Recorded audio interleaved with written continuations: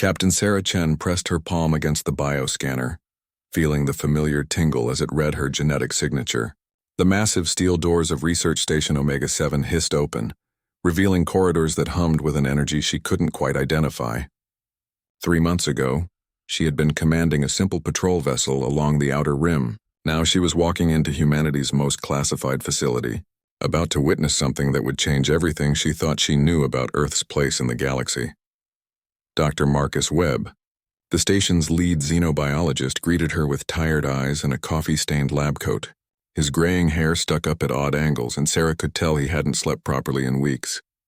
Behind him stood Commander Torres, a man whose reputation for handling impossible situations preceded him across 3 star systems. Captain Chen, "Thank you for coming," Webb said, his voice carrying the weight of exhaustion and excitement. "What I'm about to show you will explain why the Galactic Council has been so interested in our little planet lately." They walked through pristine white corridors lined with observation windows. Through the reinforced glass, Sarah caught glimpses of laboratories filled with equipment she didn't recognize. Scientists in protective suits moved with careful precision around containers that seemed to glow with their own inner light. "Tell me, Captain," Webb continued as they walked, "what do you know about the Apex Wars?" Sarah frowned. "The history books mention them briefly. Some kind of ancient conflict between predator species across the galaxy, supposedly ended thousands of years ago when most of the apex species went extinct or disappeared." Webb nodded grimly. "That's the sanitized version the Galactic Council prefers. The truth is far more complicated and infinitely more dangerous." They stopped before a massive observation deck that overlooked what appeared to be a contained ecosystem. Sarah's breath caught in her throat. Below them, creatures that defied easy description moved through an artificial landscape. Some resembled enormous cats with crystalline claws that could cut through metal. Others looked like scaled wolves whose eyes glowed with predatory intelligence. In the center of the habitat, a creature that seemed part dragon, part tiger lounged near a waterfall, its attention focused entirely on the observation deck where they stood. "These are Vorthak," Webb explained, watching Sarah's reaction carefully. "One of the most feared apex predator species in known space. They conquered 17 star systems before disappearing 3,000 years ago. This particular group? They surrendered themselves to us 6 months ago." Sarah's military training kicked in, analyzing potential threats and escape routes. "Surrendered to us? Why would apex predators surrender to anyone, let alone humans?" Commander Torres stepped forward, his expression serious. "Because they claim we're their natural leaders. Every single one of them insists that humanity possesses something they call the prime alpha resonance. They won't explain exactly what that means, but they respond to human authority in ways that have our xenopsychologists completely baffled." The creature in the center of the habitat below suddenly rose to its feet. It was massive, easily 12 feet tall at the shoulder, with muscles that rippled under scales that shifted color like oil on water. Despite its fearsome appearance, it approached the observation window and performed what could only be described as a bow. "That's Jaxtar," Webb said softly, "former warlord of the Crimson Nebula fleet. He personally led the destruction of 6 civilizations. Now he asks our permission before hunting the synthetic prey we provide." Sarah felt a chill run down her spine. This can't be real. Apex predators don't just submit to authority. It goes against everything we know about predator psychology. "That's what we thought too," Torres replied, "until we started receiving surrender signals from across the galaxy. In the past year, we've been contacted by representatives of 12 different apex predator species. All of them want the same thing: to serve under human command." Webb activated a holographic display that showed a map of known space. Red dots appeared scattered across the galaxy, each one blinking softly. Each of these represents a different apex predator species that has reached out to us. The Scallan Swarm from the Andromeda Arm, the Night Hunters of Proxima Centauri, even the legendary Void Stalkers have sent emissaries. "The Void Stalkers are real?" Sarah asked, her voice barely above a whisper. Every spacer knew the stories. Creatures that could survive in the vacuum of space, hunting ships across the void itself. "Very real," Webb confirmed. "And currently orbiting Jupiter, waiting for permission to enter Earth's solar system. They claim they've been searching for humanity for over 2 millennia. Sarah leaned against the railing, trying to process what she was seeing and hearing. Below them, more creatures had gathered near the observation window. Despite their obvious power and predatory nature, they all seemed to be waiting for something. For acknowledgement, for commands, for approval from the humans watching them. "What do they want from us exactly?" she asked. Torres pulled up another holographic display, this one showing what appeared to be fleet compositions and military formations. "They want to fight for us. Every single species has offered their entire military force to serve under human command. They speak of an ancient prophecy, something about the first pack leaders returning to unite all hunters under one banner." A prophecy? Sarah's skeptical nature rebelled against the concept. These are advanced spacefaring civilizations. They can't seriously believe in ancient prophecies. "That's where it gets interesting," Webb said, his voice dropping to barely above a whisper. "We've been analyzing their neural patterns, their biochemistry, their behavioral responses to human presence. What we've found suggests this isn't about belief or religion. It appears to be something hardwired into their genetic structure." He activated another display, showing complex DNA sequences and neural pathway diagrams. "Every apex predator species we've examined shows the same anomaly. Deep in their genetic code, there's a recognition pattern that responds specifically to human pheromones and neural frequencies. It's as if they were programmed to recognize us as their natural superiors." Sarah stared at the data, her mind racing. Programmed by who? And why? "That's the trillion-credit question," Torres said grimly. "But while we're trying to figure out the why, we have a more immediate problem. The Galactic Council has noticed all this activity. They're sending a diplomatic mission to Earth next month, ostensibly to discuss mutual security concerns." Webb nodded, his expression growing darker. "The Council has spent the last 3,000 years maintaining peace by ensuring that no single species could accumulate too much military power. The idea that humanity might suddenly command the loyalty of every apex predator species in the galaxy has them terrified." Sarah looked down at the creatures below, who continued to watch the observation deck with patient attention. The implications were staggering. If these beings truly offered their military might to humanity, it would shift the balance of power in the galaxy overnight. "What's our current status with them?" she asked. "Are they actually following human commands?" Torres smiled for the first time since she'd arrived. "Yesterday I asked Zaxtar to reorganize his pack's hunting formation. He not only complied immediately, but suggested improvements to our request that increased efficiency by 30%. These aren't just random acts of submission, Captain. They're actively trying to serve us better than we even knew to ask." As if responding to their conversation, Zaxtar below raised his massive head and made a sound that vibrated through the reinforced glass. The other creatures immediately arranged themselves in what was clearly a military formation, waiting with perfect discipline for further instruction. Sarah realized that everything she thought she knew about humanity's place in the universe had just changed forever. The communication chamber deep within Research Station Omega-7 buzzed with activity as technicians prepared for humanity's first formal contact with the Void Stalkers. Captain Sarah Chen stood beside Dr. Webb, watching screens that showed the massive creatures floating in the vacuum of space just beyond Jupiter's orbit.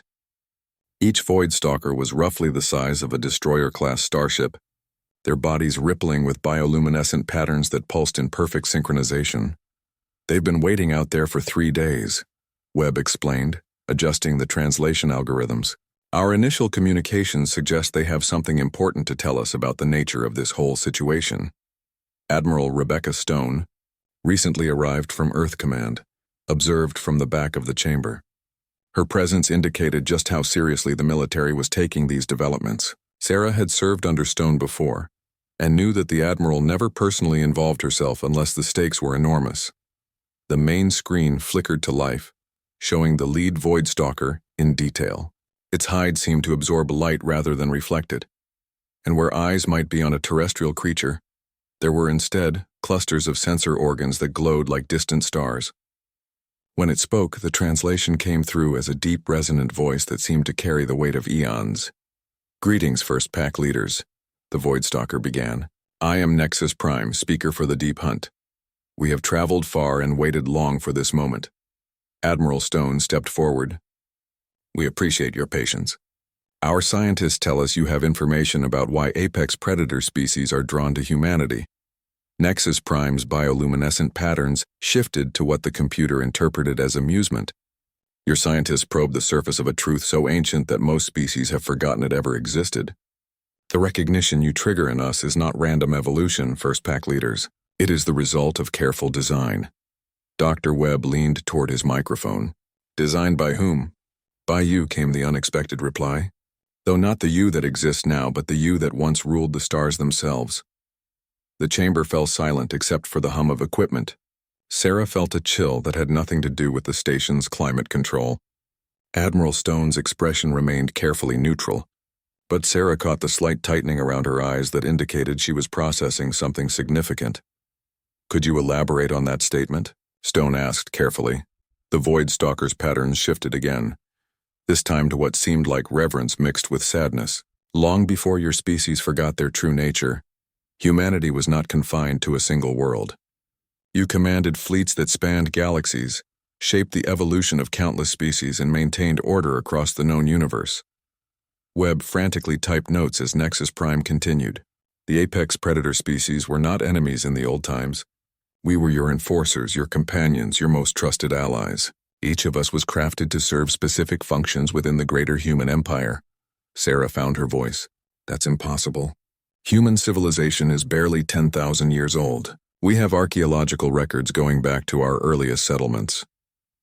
What you have, Nexus Prime corrected gently, are the records of humanity's second beginning. Your true history was deliberately erased, hidden even from yourselves as part of the Great Concealment. Admiral Stone stepped closer to the transmission unit. Why would humanity hide its own history? The Void Stalker's patterns dimmed noticeably, because of what they discovered in the space between galaxies. Something so terrible that your ancestors chose to sacrifice their empire, their technology, their very memories to ensure it could never find them again. Dr. Webb looked up from his notes, his face pale.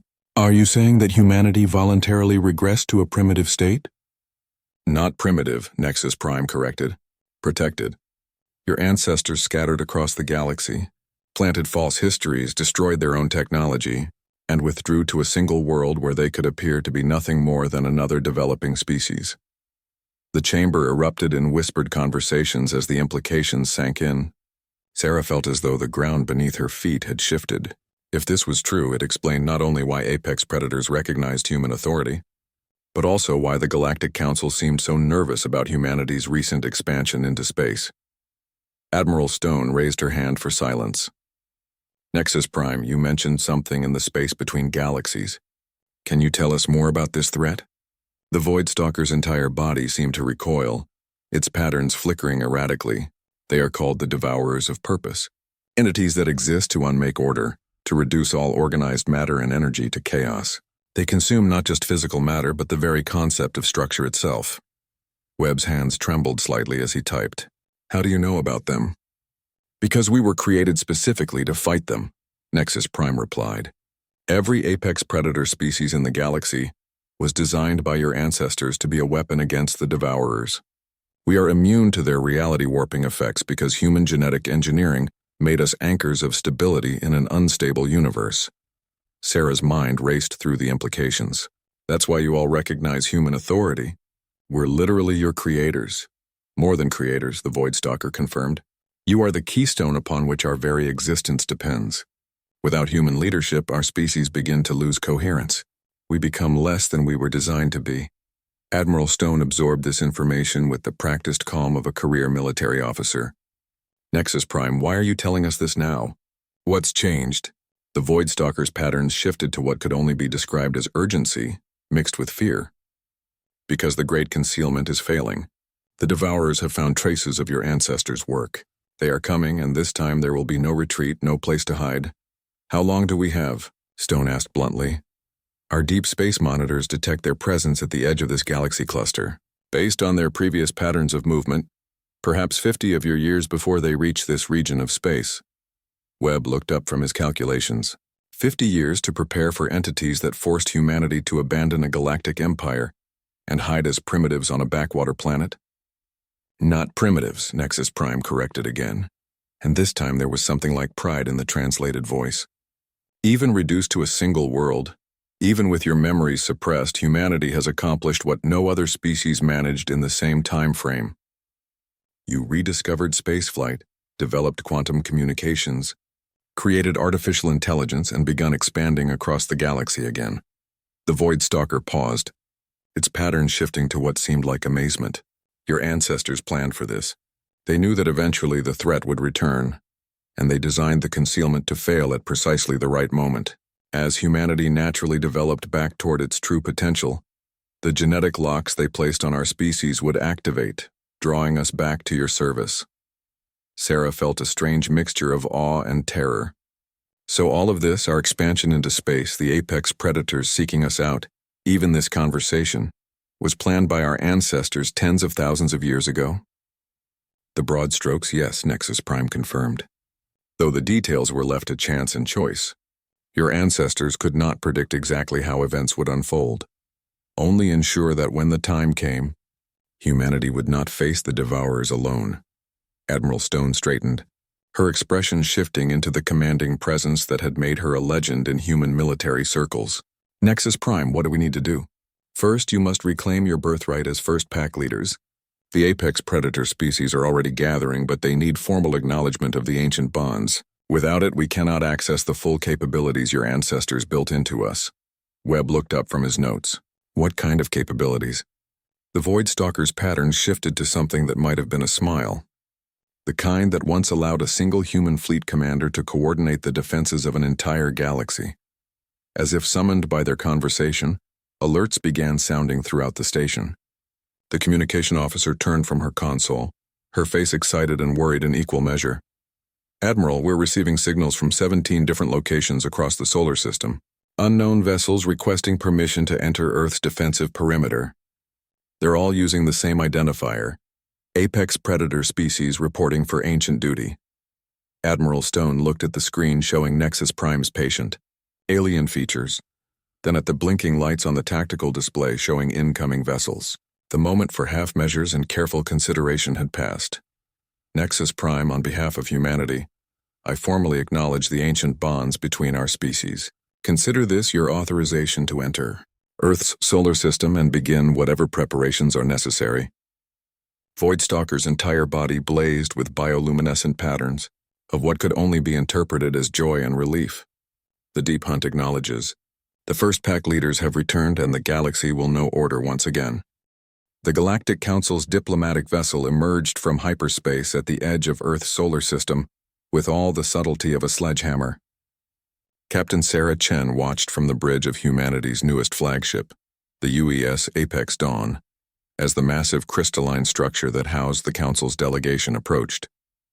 What should have been a routine diplomatic meeting had become something far more complex, given the 37 Apex Predator vessels now stationed throughout human space. Ambassador Elena Vasquez stood beside Sarah, reviewing her notes one final time. The veteran diplomat had handled first contact situations across 3 star systems, but nothing had prepared her for negotiating with a galactic council that was clearly terrified of humanity's sudden military expansion. Remember, Admiral Stone's voice came through the communication system from Earth Command. They don't know everything we've learned about our true history. As far as the Council is concerned, we're just another species that somehow managed to convince apex predators to serve us. Through the viewports, Sarah could see the sleek forms of Vorthak battlecruisers maintaining perfect formation alongside human vessels. The sight still gave her chills. Each of those ships contained enough firepower to level a planet, and their crews deferred to human tactical decisions without question. The Council vessel, a massive construct of living crystal and biomechanical components, docked with Apex Dawn using universal protocols that had governed diplomatic contact for millennia. The airlocks cycled, and Sarah found herself face-to-face with representatives of 5 different species that collectively governed most of known space. Counselor Zixara, the Council's primary speaker, resembled a cross between a praying mantis and a butterfly, with wings that shimmered with barely contained energy. Behind her stood representatives of the Turian hegemony, the ethereal collective, the machine consciousness, and the hive mind consortium. Together they represented the combined authority of over 3,000 member species. "Greetings, humans," Zixara began, her translated voice carrying undertones of barely controlled anxiety. "We come seeking understanding of recent developments that have caused significant concern among our member species." Ambassador Vasquez stepped forward, her diplomatic training evident in every gesture. "We welcome the opportunity for dialogue, Counselor. How may we address your concerns? Your species has managed something unprecedented," the Turian representative interjected, his reptilian features unable to hide his agitation. "In the span of mere months, you have gained the allegiance of more apex predator species than have been seen working together in recorded history." Sarah noticed that the machine consciousness representative, a collection of shifting metallic components that formed a vaguely humanoid shape, seemed to be scanning everything around them. Its optical sensors lingered particularly long on the humans present. "We are curious about the methods used to achieve such loyalty," the ethereal collective speaker added, its gaseous form rippling with patterns that suggested deep unease. "Our historical records indicate that apex predators have never willingly submitted to external authority." Ambassador Vasquez maintained her diplomatic composure. "The relationships we've formed are based on mutual respect and shared goals. Many of these species approached us seeking cooperation." "Impossible," Zixara declared, her wings fluttering with agitation.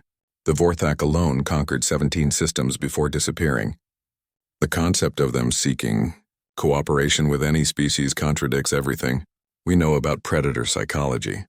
The machine consciousness representative suddenly focused all of its sensors on Ambassador Vasquez. "Your biometric readings indicate you are withholding significant information. Our analysis suggests human knowledge of apex predator behavior exceeds what your species should theoretically possess." Sarah felt tension building in the room. The Council wasn't just curious about humanity's new allies, they were actively suspicious. And given what she now knew about humanity's true history, those suspicions weren't entirely unfounded. "Perhaps," the Hive Mind Consortium speaker suggested, its voice a harmony of multiple tones, "we should discuss the security implications of this situation. The balance of power that has maintained galactic peace for millennia is being disrupted." Before Ambassador Vasquez could respond, alerts began sounding throughout the ship. The communication officer turned from her station, her expression tense. "Ambassador, we're receiving an urgent transmission from the Nexus Prime and the other Apex Predator commanders. They're requesting permission to demonstrate something called ancient protocols." Sarah caught Vasquez's eye and saw the same realization she was experiencing. Whatever the Apex Predators wanted to show them, it would likely reveal more about humanity's true nature than they were prepared to share with the Council. "What kind of demonstration?" Vasquez asked carefully. The communication officer listened to her earpiece, then looked up with barely concealed amazement. "They want to show the Council representatives how human neural patterns integrate with Apex Predator command structures. According to Nexus Prime, it's something that hasn't been demonstrated in over 10,000 years." Counselor Zixara's wings began vibrating rapidly, a sign of extreme agitation among her species. 10,000 years? That predates the establishment of the Galactic Council itself. How would Apex Predators possess knowledge of events from that era? The machine consciousness representative's components began shifting more rapidly, processing this new information. "Our archaeological databases contain no records of advanced human civilization from that time period. Your species' development appears to have begun approximately 8,000 years ago, with primitive agriculture." Sarah realized they were approaching a moment of truth. The Council's suspicions were justified. Humanity was hiding something enormous. But revealing the truth about their ancestors' galactic empire might create an even larger crisis. Ambassador Vasquez made a decision that would change everything. "Counselor Zixara, what I'm about to share with you will require significant reevaluation of established historical records." "Proceed," the ethereal collective speaker said, its form brightening with interest. "Recent discoveries have revealed that human civilization is significantly older than our own records indicated. We have evidence suggesting that our ancestors possessed advanced technology and maintained relationships with apex predator species thousands of years ago." The Council representatives exchanged what Sarah interpreted as alarmed glances. The Turian delegate stepped forward, his voice sharp with accusation. "Are you suggesting that humans deliberately concealed their true technological capabilities?" "Not deliberately," Vasquez replied carefully. Our research indicates that knowledge of advanced capabilities was lost during a period of significant cultural upheaval. We're only now beginning to rediscover what our ancestors once knew. The Hive Mind Consortium speaker hummed with harmonized confusion. This explanation raises more questions than it answers. How does a species lose knowledge of spaceflight and then redevelop it independently? How do apex predators retain loyalty to a civilization that supposedly forgot its own existence? Before anyone could answer, the communication officer interrupted again. Ambassador, Nexus Prime is insisting on the demonstration. He says the Council needs to understand the true nature of the relationship between humans and apex predators, and that further delay could be dangerous. Sarah watched as the Council representatives processed this information. Their body language and energy patterns all indicated the same thing. They were terrified. The careful balance of power that had maintained galactic peace was crumbling, and they had no idea how to respond. The machine consciousness representative suddenly stopped its restless shifting. Analysis complete. Human neural patterns contain quantum resonance frequencies that match theoretical models for species-level command integration. This capability exceeds anything in our databases. Counselor Zixara's wings had stopped moving entirely, a sign of either complete calm or total paralysis among her species. Command integration of that sophistication would allow a single individual to coordinate military actions across multiple star systems simultaneously, which is exactly what concerns us, the Turian representative added grimly. If humans possess such capabilities combined with apex predator loyalty, the balance of galactic power shifts dramatically in your favor. Sarah could see Ambassador Vasquez calculating diplomatic options, trying to find a path that would satisfy the Council's concerns without triggering an interstellar incident. But before she could speak, another alert sounded, this one with the urgent tone that indicated immediate danger. Ambassador, the tactical officer called out. We're detecting massive hyperspace signatures at the edge of the system. Something big is coming through, and it's not using any known jump protocols. The main screen shifted to display the tactical overview. Reality itself seemed to be twisting at the jump point as something enormous forced its way into normal space. As the distortion cleared, Sarah felt her blood turn to ice.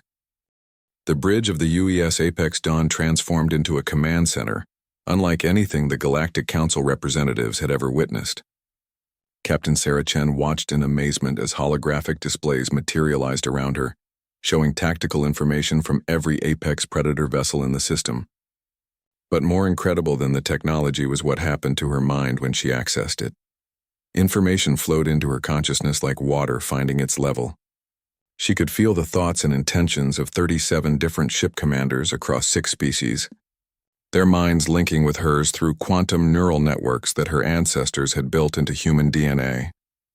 The sensation was overwhelming and yet completely natural, as if she had been born for this moment. Sarah, Admiral Stone's voice came through the communication system from Earth. We're reading unprecedented neural activity from your position. Your brain patterns are synchronizing with something massive. Not something, Sarah replied, her voice carrying new harmonics as the Apex Predator Command Network integrated with her consciousness. Everyone! I can feel every ship, every commander, every tactical position in the system. The Devourer Scout had positioned itself at the edge of Earth's solar system, making no aggressive moves but clearly studying everything within sensor range. Its very presence seemed to warp space around it, creating gravitational anomalies that made normal navigation hazardous. Counselor Zixara, still trying to process what she was witnessing, approached Sarah cautiously. Captain Chen, your neural emissions are registering on our most sensitive equipment. What's happening to you? Dr. Webb's voice came through from Research Station Omega-7. The ancient protocols are activating dormant genetic sequences in Captain Chen's neural pathways. She's becoming what her ancestors called a fleet prime, a human capable of commanding apex predator forces across multiple star systems simultaneously. Sarah could feel the truth of it in her bones. The command network wasn't just giving her access to information, it was awakening capabilities that had been sleeping in human genetics for millennia. She could sense the tactical situation with perfect clarity, understanding not just what each ship could do, but how they could work together in ways that transcended normal military coordination. Nexus Prime, she said, her voice carrying across the quantum communication network to every Apex Predator vessel simultaneously. Tactical assessment of the Devourer Scout. The Voidstalker's response came not just as words, but as pure information flowing directly into her consciousness. The scout ship was a reconnaissance unit, designed to study local defenses and identify the source of what the Devourers called order, disturbances in civilizations advanced enough to pose a threat to their reality-consuming agenda. It's mapping our capabilities, Sarah announced to the bridge. Every ship, every weapon, every defensive position. But it's also doing something else. It's trying to understand why apex predators are working together. The machine consciousness representative's components whirred as it processed this information. The implications are severe. If this scout reports back to the main Devourer force, they will know the location of Earth and the extent of your military capabilities. Then we don't let it report back, Sarah said simply. Ambassador Vasquez looked alarmed. Captain, attacking a scout vessel could be interpreted as an act of war by whatever force sent it. Sarah felt the Apex Predator commander's agreement flowing through the network. Jacques Tar's thoughts reached her from his battlecruiser. The Devourers know only consumption and destruction. There is no diplomacy with entropy itself. Ambassador, Sarah said, her enhanced awareness allowing her to address multiple concerns simultaneously. The Devourers don't engage in diplomacy. They're not a civilization in any sense we understand. They're more like a natural force. If natural forces could actively hate the concept of order. The Turian representative stepped forward, his military bearing evident. What exactly are these Devourers? Our databases contain no references to any species matching this description. Dr. Webb's voice provided the answer. According to the Apex Predator's historical records, the Devourers exist in the spaces between realities. They feed on organized matter and energy, reducing complex structures to quantum chaos. They're attracted to areas of high technological development because advanced civilizations represent the most organized forms of matter in the universe. Counselor Zixara's wings trembled. You're describing entities that consume the fundamental basis of all civilization.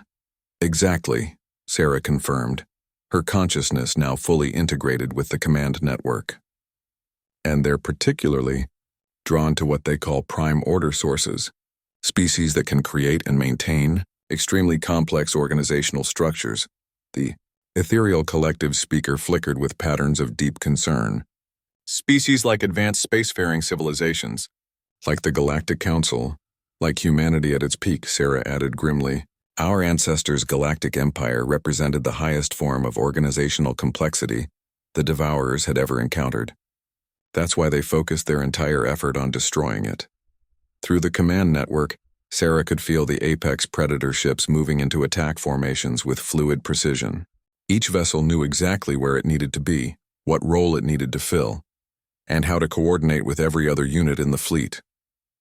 It was military coordination on a level that transcended anything the Galactic Council had ever achieved.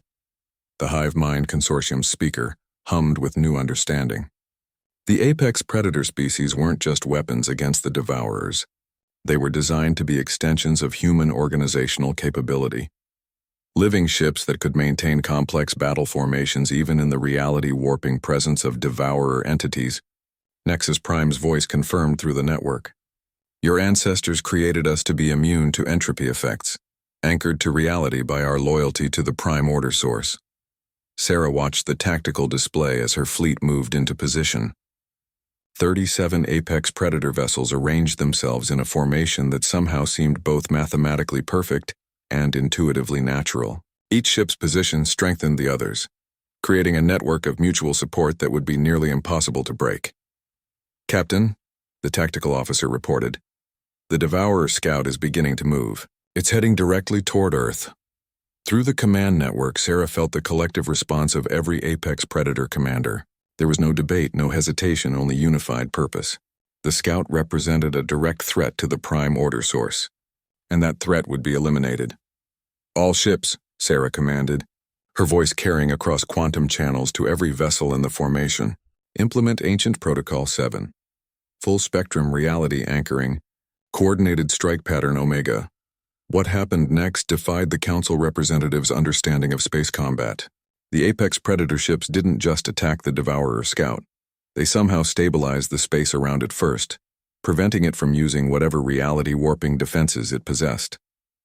Energy beams that should have bent around the scout's impossible geometry instead struck with perfect accuracy. Missiles that should have been unable to lock onto such an alien target found their mark with mathematical precision. The scout vessel, faced with an attack pattern it couldn't counter or escape, simply disintegrated. But rather than exploding like a normal ship, it seemed to dissolve back into the quantum foam from which it had emerged, leaving no trace that it had ever existed. Threat eliminated, Sarah reported, the command network already analyzing the engagement and preparing for potential follow-up actions. But destroying the scout may have already triggered their response protocols. We need to assume the main Devourer force knows we're here.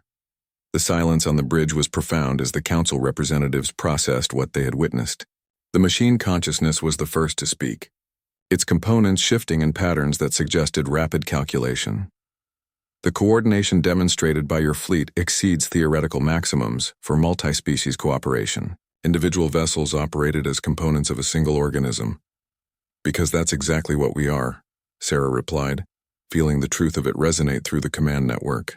The Apex Predators aren't separate species serving humanity. We're all parts of the same system, designed by our ancestors to function as one unified force. Dr. Webb's excited voice came through the communication system. Captain, we're getting readings from the ancient installations our archaeological teams have been studying. The Scout's presence seems to have activated dormant systems across multiple continents. Through the enhanced awareness provided by the command network, Sarah could sense new information flowing into her consciousness. Ancient facilities buried beneath Earth's surface were coming online, revealing the true scope of her ancestors' preparations. Planetary defense networks, manufacturing systems, and what appeared to be massive computational arrays were all awakening after 10 millennia of dormancy. There's more, Webb continued. The installations are broadcasting on quantum frequencies. We're receiving responses from similar facilities across the galaxy. Your ancestors didn't just hide on Earth. They prepared the entire galaxy for the Devourer's eventual return. Counselor Zixera stared at the tactical displays showing the ancient installations coming online. How many worlds did your ancestors modify? The answer came not from Sarah, but from the collective memory of the Apex Predator species flowing through the command network. Images and data from thousands of worlds flashed through her consciousness. Planets where human engineers had built hidden defenses, modified local species for combat roles, and established quantum communication networks that spanned the galaxy. All of them, Sarah said quietly. Every world that could support the kind of organized civilization the Devourers target. Our ancestors spent centuries preparing for this moment. The Turian representative scales had shifted to colors indicating extreme agitation. You're telling us that humanity secretly modified thousands of worlds and countless species across the galaxy? Not secretly, Sarah corrected, feeling more memories surface through the network.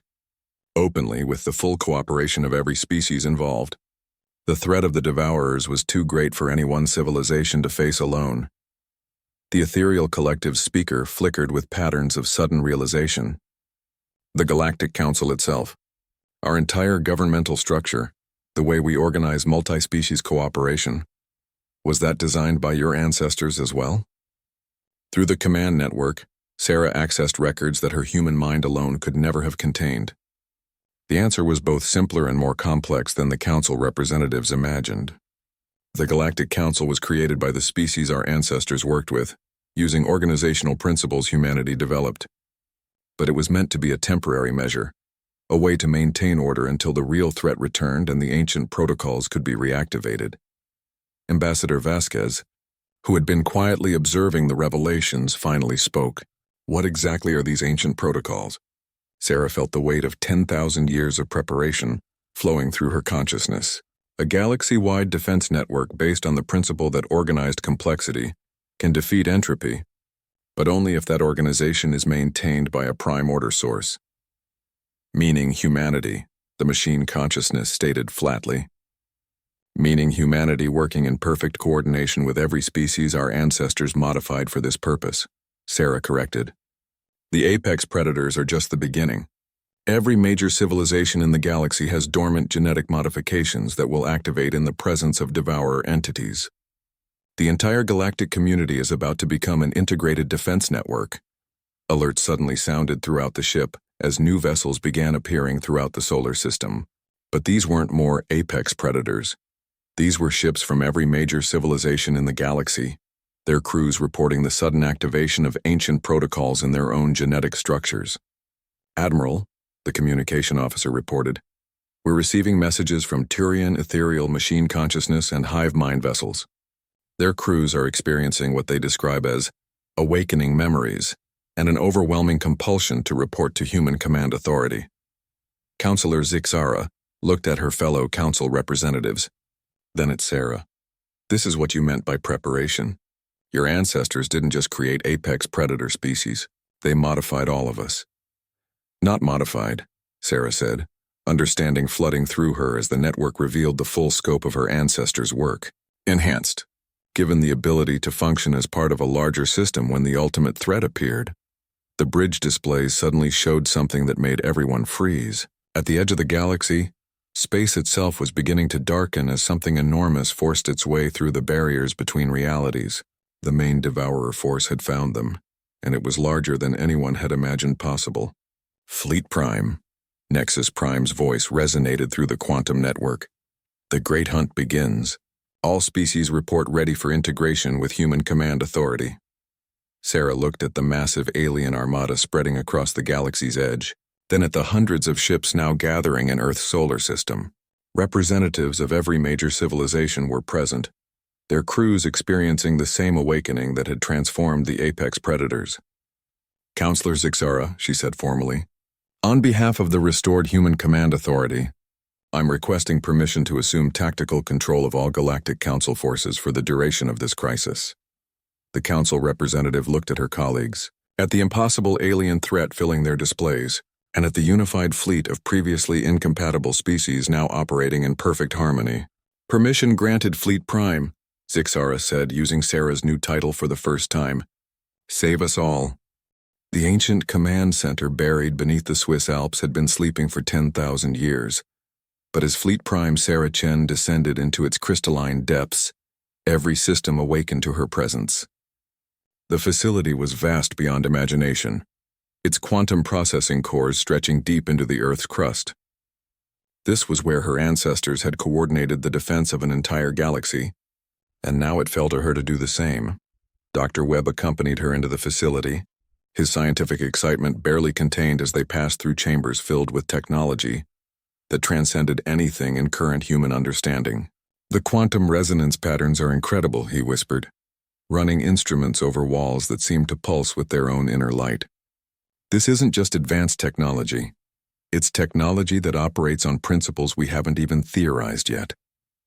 Sarah felt the facility responding to her neural patterns, systems that had waited millennia for the return of human command authority, coming online in perfect sequence. Through the galactic command network now flowing through her consciousness, she could sense every ship, every world, every species that had been touched by her ancestors' preparation. "Fleet Prime," Nexus Prime's voice reached her through quantum channels that spanned the galaxy. "The Devourer main force has begun reality disruption operations at 17 locations along the galactic rim. Local spacetime is becoming unstable. The main command display activated, showing a three-dimensional map of the galaxy that revealed the true scope of the threat they faced. The Devourer force wasn't a traditional fleet. It was a wave of entropy itself, spreading inward from the galactic edge and consuming the fundamental order that allowed matter and energy to exist in organized forms. "How long until they reach the core systems?" Sarah asked, her enhanced consciousness already calculating defensive possibilities across thousands of star systems. "At their current rate of advance, approximately 6 months," came the response from the machine consciousness representative aboard the UES Apex Dawn. "However, their reality disruption effects will reach inhabited systems weeks before their physical presence arrives." Sarah studied the tactical situation with capabilities that her unenhanced human mind could never have possessed.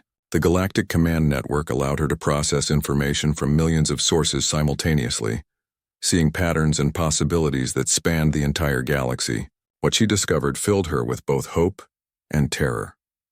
The good news, she announced to the assembled fleet commanders through the quantum network, is that our ancestors' preparations were even more extensive than we realized.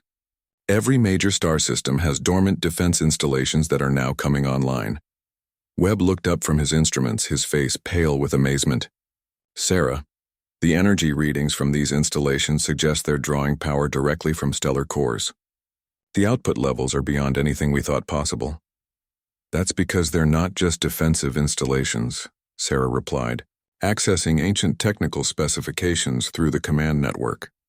They're reality anchors, devices that can maintain local space-time stability, even in the presence of devourer entropy effects. The tactical display updated to show the defensive grid her ancestors had constructed. Thousands of hidden installations across the galaxy formed an interconnected network capable of maintaining organized reality in the face of entities designed to unmake it. But the network required something that had been missing for 10 millennia: centralized coordination through a prime order source. The bad news, Sarah continued, is that the Devourers have learned from their previous encounter with humanity. They're not just attacking randomly, they're specifically targeting the quantum communication nodes that allow the defense network to function. Through the Galactic Command Network, she could feel the systematic assault on her ancestors' infrastructure. Devourer forces were striking at critical points with surgical precision, attempting to isolate sections of the galaxy from centralized command before overwhelming them with entropy weapons.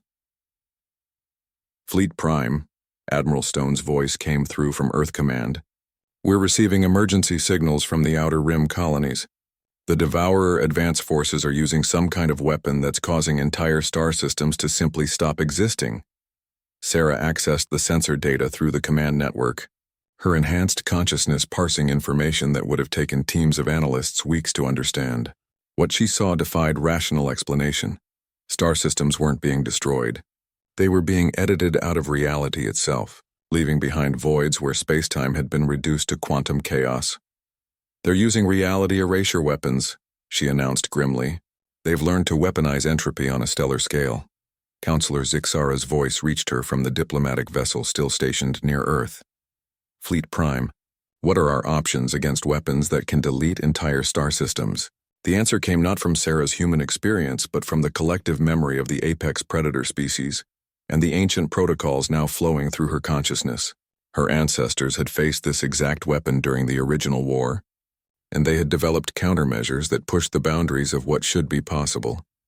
We fight back with something the Devourers can't understand or counter, Sarah said, her voice carrying across the quantum network to every allied vessel in the galaxy. We use the one thing they've never encountered before: perfect order. She activated the ancient command systems, feeling the weight of galactic civilization flowing through her consciousness. The reality anchor network began synchronizing, creating stable zones of space-time that would remain organized regardless of Devourer interference. But more importantly, every species that had been touched by her ancestors' modifications began experiencing full integration with the Galactic Command Network. All ships, all worlds, all species prepare for Protocol Omega, Sarah commanded, her consciousness now spanning the entire galaxy through quantum neural links that connected every modified being to the Central Command Authority. What happened next was unprecedented in galactic history. Millions of beings across thousands of worlds suddenly found their individual consciousnesses linked through the Galactic Command Network. Turian tactical specialists shared their expertise instantly with ethereal energy manipulation experts. Machine consciousness computational power merged seamlessly with hive mind collective processing. Apex predator combat instincts integrated with council. Diplomatic strategies. This is impossible, the machine consciousness representative reported from its position aboard the Apex. Dawn, individual consciousness cannot be networked on this scale without losing personal identity. Not networked, Sarah corrected, feeling the truth of it resonate through every connected mind in the galaxy. Organized. We're not losing our individuality. We're arranging it into a pattern that's more complex and stable than anything the Devourers can unmake. Through the galactic network, she could feel the Devourer forces recoiling from sectors where Protocol Omega was taking effect. Their entropy weapons, designed to reduce organized matter to chaos, couldn't function against targets that existed as part of a galaxy-wide organizational structure that transcended physical reality. Fleet Prime, Nexus Prime reported, his voice carrying notes of something that might have been awe. The Devourers are withdrawing from systems where full network integration has been achieved. Their weapons cannot affect targets that exist as expressions of galactic-level organization. Sarah felt a moment of hope, but it was tempered by data flowing through the network from the galactic rim. The Devourers were adapting, consolidating their forces for a different kind of assault. They're changing tactics, she announced. Instead of trying to unmake organized systems, they're going to attack the network itself. They're massing their entire force for a direct assault on Earth. The tactical display updated to show the massive convergence of Devourer entities moving toward the Sol system. They had apparently identified Earth as the central node of the galactic command network, and were preparing to eliminate it entirely. "How long do we have?" Admiral Stone asked. Sarah accessed the sensor data, her enhanced consciousness calculating trajectories and time frames across multiple dimensions of space-time. 3 weeks until they reach the outer system. But they're not just coming to attack Earth. They're bringing enough force to delete the entire solar system from reality. "Then we meet them here," she declared, feeling the agreement of every connected consciousness in the galaxy. Every ship, every species, every defensive installation converges on Sol system. We make our stand at the source of human civilization. Through the Galactic Command Network, she felt the largest military mobilization in galactic history begin. Ships from every corner of known space began moving toward Earth, carrying not just weapons and soldiers, but representatives of every species her ancestors had prepared for this moment. Fleet Prime, Counselor Zixara's voice carried new respect and determination. "The Galactic Council formally places all our resources under your command. Save our galaxy."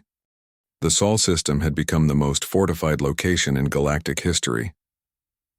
Fleet Prime Sarah Chen stood in the ancient command center deep beneath Earth's surface. Her consciousness expanded across a defensive network that encompassed millions of ships from every known species. Through the Galactic Command Network, she could feel the presence of beings from across the galaxy, all united under the organizational pattern that her ancestors had designed 10,000 years ago. 3 weeks had passed since the call for convergence went out, and the response had exceeded even the most optimistic projections. The space around Earth contained not just the apex predator forces that had first answered humanity's call, but representatives of every major civilization in the galaxy. Turian battlecruisers formed defensive formations alongside ethereal energy manipulation platforms. Machine consciousness processing nodes worked in perfect harmony with hive mind collective vessels. Fleet Prime, Admiral Stone reported from the primary tactical center. Final count shows over 2 million vessels in the Sol defensive grid. We have representation from every council member species and dozens of independent civilizations. Sarah felt each ship through the quantum neural network, their crew's consciousness integrated into the galactic command structure. It was the largest, unified military force ever assembled. But what made it truly unprecedented was the level of coordination they had achieved. Every ship, every weapon, every defensive system operated as part of a single galaxy-spanning organism. Dr. Webb, now permanently stationed in the ancient command center, looked up from his instruments with barely contained excitement. "Sarah, the quantum resonance patterns are stabilizing reality itself throughout the solar system. The Devourers won't be able to use their reality erasure weapons here." The tactical display showed the approaching threat with crystalline clarity. The Devourer force was massive beyond comprehension, a wave of entropy entities that stretched across several light years, moving through space-time like a cancer consuming the fundamental order of reality itself. But what truly made them terrifying was their apparent intelligence. This wasn't mindless destruction. It was a calculated assault designed to eliminate the concept of organization from the universe. Fleet Prime, Nexus Prime's voice resonated. Through the quantum network from his position at the edge of the solar system, the Devourer Vanguard has entered detection range. Initial scans confirm our worst fears. They've brought their reality deletion ship. Sarah felt a chill that had nothing to do with the command center's temperature. Through the ancient archives accessible via the galactic network, she knew what a reality deletion ship could do. It wasn't just a weapon. It was a mobile facility capable of editing entire star systems out of existence, leaving behind voids where spacetime itself ceased to function. All defensive positions, prepare for reality anchor deployment, Sarah commanded, her voice carrying across quantum channels to every ship in the system. Maximum organizational complexity protocols are now in effect. What happened next demonstrated the true genius of her ancestors' preparation. As the defensive fleet implemented maximum organizational protocols, the very fabric of space-time around Earth began to stabilize in ways that physics claimed should be impossible. The Galactic Command Network wasn't just coordinating military forces. It was creating a region of space where reality itself was more organized, more stable, more resistant to entropy than anywhere else in the universe. Incredible, the machine. Consciousness representative reported from its flagship positioned near Jupiter. Local spacetime is achieving organizational stability levels that approach theoretical maximums. The Devourer's entropy weapons should be completely ineffective here. Through the galactic network, Sarah could feel the Devourer force reacting to the defensive preparations. Their advance slowed as they encountered the reality-stabilized regions around Earth, their entropy-based physiology apparently struggling to function in areas of such perfect order. Fleet Prime, Counselor Zixara's voice came through from her. Position aboard the diplomatic vessel. The Devourer force is spreading out, trying to find weak points in our reality stabilization field. Sarah accessed the tactical data flowing through the network, her enhanced consciousness parsing information from millions of sensor arrays simultaneously. The Devourers were indeed probing for weaknesses, but what they were finding was something they had never encountered before. A defensive system that became stronger the more pressure was applied to it. They're used to fighting individual civilizations, Sarah explained to the assembled commanders through the quantum network. They've never faced a truly integrated galactic defense before. The more they attack us, the more unified our response becomes. The first wave of Devourer entities reached the outer edge of the Sol system, and the battle began in earnest. But it wasn't like any space battle ever fought before. The Allied fleet didn't engage the Devourers with conventional weapons. Instead, they used the organizational patterns of their formation itself as a weapon. All ships implement formation Omega Prime, Sarah commanded, feeling the fleet respond with perfect precision. 2 million vessels moved as one, arranging themselves in patterns that were simultaneously mathematical, tactical, and beautiful. Each ship's position strengthened the others, creating a network of mutual support that amplified the reality-stabilizing effects of their presence. As the formation locked into place, space itself around the Devourer entities began to change. Fleet Prime, the Ethereal Collective's representative reported, its voice filled with wonder. The Devourer entities are destabilizing. Our organized presence is forcing them to exist in a more structured state than their physiology can sustain. Sarah watched through the galactic network as entropy entities that had existed for eons began to struggle against the fundamental order that the Allied fleet was imposing on local spacetime. The Devourers weren't being destroyed. They were being forced to exist as organized beings, something their basic nature couldn't tolerate. But the enemy adapted quickly. The reality deletion ship moved to the front of their formation, beginning to charge a weapon that would attempt to erase the entire Sol system from existence. All ships, prepare for maximum integration protocol, Sarah announced, feeling the weight of galactic civilization flowing through her consciousness. We're going to attempt something that's never been done before. Through the quantum neural network, she began linking not just the military forces around Earth, but every consciousness on every world that had been touched by her ancestors' modifications. Billions of beings across the galaxy suddenly found their individual awareness connected to the galactic command network, their thoughts and intentions unified into a single, galaxy-spanning mind. This is impossible, the machine consciousness representative reported, its systems straining to process the massive integration. Consciousness cannot be networked on this scale. Not networked, Sarah corrected, feeling the truth of it resonate through every connected mind in the galaxy. Evolved. We're not linking separate consciousnesses. were becoming a form of life that operates on a galactic scale. The reality deletion ship fired, sending a wave of entropy that should have erased Earth and everything around it from existence.